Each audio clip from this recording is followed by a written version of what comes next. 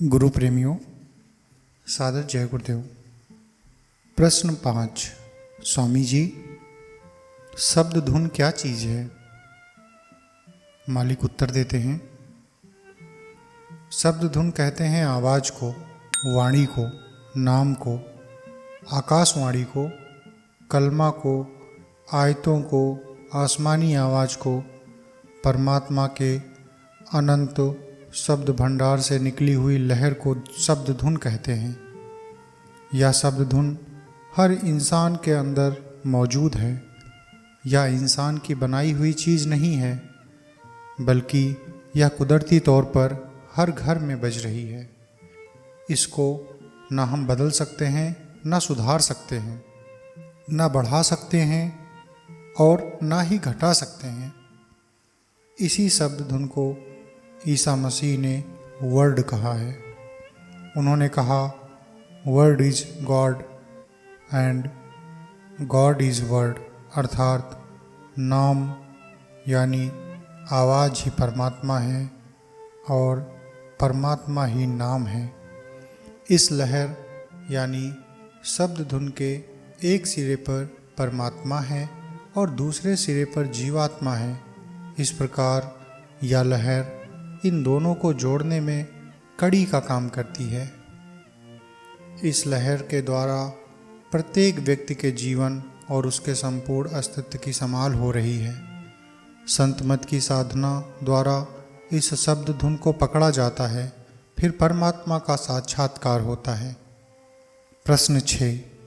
स्वामी जी, मौत के वक्त सतगुरु जीव की संभाल किस प्रकार करते हैं? मालिक जवाब देते हैं, मृत्यु के समय संत सतगुरु उन सब जीवों को दर्शन देते हैं जिन्हें नामदान मिला है। धर्मराय के दरबार में जब फैसला होता है तो गुरु इस बात का निर्णय करते हैं कि इस जीवन को पुनः जन्म देना है कि नहीं। जिन व्यक्तियों को नामदान मिल जाता है उनका लेखा नामदान के समय से ही सतगुरु के पास होता है। काल पर उनका कोई अधिकार नहीं रहता। संसार में वापस जन्म लेने मन की कामनाओं पर निर्भर करता है। अगर जीव का झुकाव जड़ संसार के पदार्थों की ओर है और विश्वास की भी कमी है तो खासकर ऐसी हालत में आत्मा को दोबारा जन्म लेना पड़ता है। प्रश्न 7। गुरुजी, नाम किसे कहते हैं? मालिक उत्तर देते हैं, सभी धर्म पुस्तकों में नाम की महिमा बताई गई है। नाम से मतलब राम नाम, कृष्ण नाम या और किसी का नाम नहीं। नाम कहते हैं आकाशवाणी को, देववाणी को, शब्द को, स्पिरिचुअल साउंड को, जो हर क्षण मनुष्य मंदिर में बज रही है। इस नाम की महिमा कोई भी नहीं कर सकता है। रामायण में लिखा है, कहाँ कहूँ लगे नाम बड़ाई, राम न सकहि नाम गुण गाई। यह नाम, यह आवाज़ मनुष्य रूपी मंदिर में जो दोनों आँखों के ऊपर हर क्षण आ रही है, इसी आवाज़ को पकड़कर जीवात्मा ऊपर के लोकों में जाती है। साधक इसी नाम को पकड़कर स्वर्ग, बैकुंठ, ईश्वर धाम आदि ऊपर के लोकों में जाते हैं और देवी देवताओं का दर्शन दीदार करते हैं, बातें करते हैं। नाम का भेद संत सतगुरु ही मनुष्यों को बताते हैं। सारा राज शरीर के आँखों के ऊपर वाले भाग में है और परमात्मा की खोज वहीं पर और उसी के अंदर करनी है। परमात्मा के पास जाने का रास्ता अंदर से ही गया हुआ है, बाहर कहीं नहीं है। और भगवान भी अंदर में ही मिलेगा, बाहर कहीं नहीं मिलेगा। आत्मा चेतन है और परमात्मा भी चेतन है और चेतन ही चेतन का दर्शन कर सकता है। ये जड़ आँखों परमात्मा के ज्योति स्वरूप को बर्दाश्त नहीं कर सकती। इतना प्रकाश उनमें है। स्वामी जी, सत्संग किसे कहते हैं? मालिक उत्तर देते हैं, सत का अर्थ है जागृति और संग का अर्थ है जुड़ना, अर्थात जागृत या पहुँचे हुए महापुरुष की सोहबत या संगति ही सत्संग है। सतगुरु के अंदर सत प्रकट है, उनकी संगति का नाम ही सत्संग है। जहाँ सतगुरु का सत उपदेश होता है वहाँ जाने पर आत्मिक रंग चढ़ता है। जब जल के सरोवर के किनारे बैठने से शीतलता आती है और अग्नि के पास बैठने से गर्मी आती है, तो रूहानी फ़कीरों के पास बैठने से उनका रंग क्यों नहीं चढ़ेगा। संत सतगुरु मालिक का नर रूप अवतार हैं, जिसके अंदर सत्य प्रकट है और जो सत्य से अभिन्न है उसके अंदर सत्य रम रहा है। वह पवित्र हस्ती हैं, उसमें सत्य स्वयं देहधारी है। वह जीवों को सच्चे रास्ते पर चलाकर धूर्धाम यानी सतलोक तक पहुँचाने का सामर्थ्य रखता है। प्रश्न, स्वामी जी, सत्य क्या है?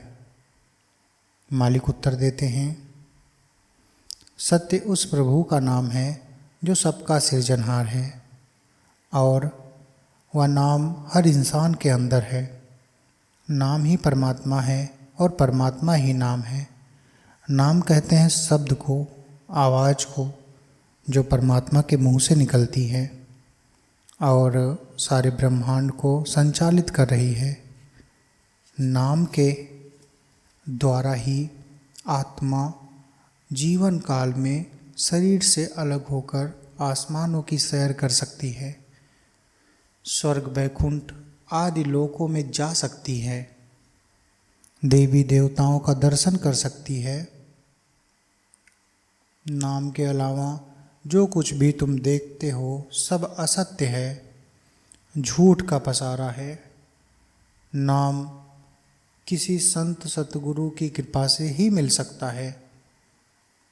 नामदान सबसे बड़ा दान है। जाने अनजाने अंत में सब यही बोलते हैं, राम नाम सत्य है, सत्य बोलो मुक्ति है। नाम ही जीवात्मा को खींचकर शरीर से अलग कर देता है, फिर मृत्यु हो जाती है। स्वामी जी, भजन किसे कहते हैं? मालिक उत्तर देते हैं, इस मनुष्य रूपी मंदिर में 24 घंटे आकाशवाणी हो रही है। घंटे घड़ियाल बज रहे हैं और एक क्षण के लिए भी बंद नहीं होते। इन आसमानी आवाज़ों को सुनने को ही भजन कहा जाता है। ढोलक, हारमोनियम अथवा तबले की आवाज़ पर जो प्रार्थनाएं या गीत गाए जाते हैं उन्हें भजन नहीं कहा जाता। भजन और कुछ नहीं, केवल शब्द ध्वनि को सुनना ही है, जो परमात्मा के मुंह से निरंतर निकल रही है। जीवात्मा के द्वारा इस आंतरिक ध्वनि को सुना जाता है, जिसे संतों की भाषा में भजन कहा गया है। भजन के द्वारा जन्मों जन्मों की सोई हुई जीवात्मा जाग उठती है और आनंद प्राप्त होता है। इस अभ्यास में किसी प्रकार की थकावट अथवा परिश्रम नहीं होता। यह सुख और आनंद का मार्ग है। इसे सुरत शब्द योग का मार्ग कहा जाता है। स्वामी जी, सुमिरन दिन में कितनी बार करना चाहिए? मालिक उत्तर देते हैं, सुमिरन 24 घंटे में एक बार अवश्य करना चाहिए। सुमिरन में 8 माला होती है। सुमिरन का समय निश्चित कर लो तो अच्छा है। वैसे कभी भी कर सकते हो या 2 बार भी किया जा सकता है। यदि सुमिरन ठीक नहीं हुआ तो कई बार भी कर सकते हैं।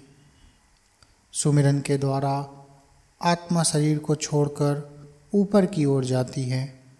जब एकाग्रता पूर्ण हो जाती है तो कई घंटे एक आसन में बैठे रहो, कोई फर्क नहीं पड़ता। एकाग्रता होने पर अंतर में शब्द सुनाई देता है, घंटे की आवाज़ सुनाई देती है। यह आसमानी आवाज़ है जो चारों युगों से एक रस लगातार बज रही है और इस मनुष्य शरीर में दोनों आँखों के पीछे तक जाती है। जब चेतना नीचे भागों से सिमट कर ऊपर की ओर आती है तब अंतर में रोशनी दिखाई देती है, सूरज, चांद, सितारे दिखाई देते हैं। इस बाहर के सूरज में कुछ भी प्रकाश नहीं है। अंतर के प्रकाश का वर्णन नहीं किया जा सकता। यहाँ तो अंधेरा भी है, किंतु ऊपर में अंधेरा का नाम नहीं है, वह रूहानी रास्ता है।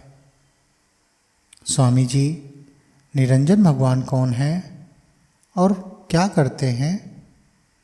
मालिक उत्तर देते हैं, इस आकाश से बहुत ऊपर नारायण भगवान निरंजन बैठे हैं, जो नीचे की सारी रचना स्वर्ग, वैकुंठ आदि सबका कंट्रोल करते हैं। नीचे के सभी लोगों के ये न्यायाधीश या जज हैं।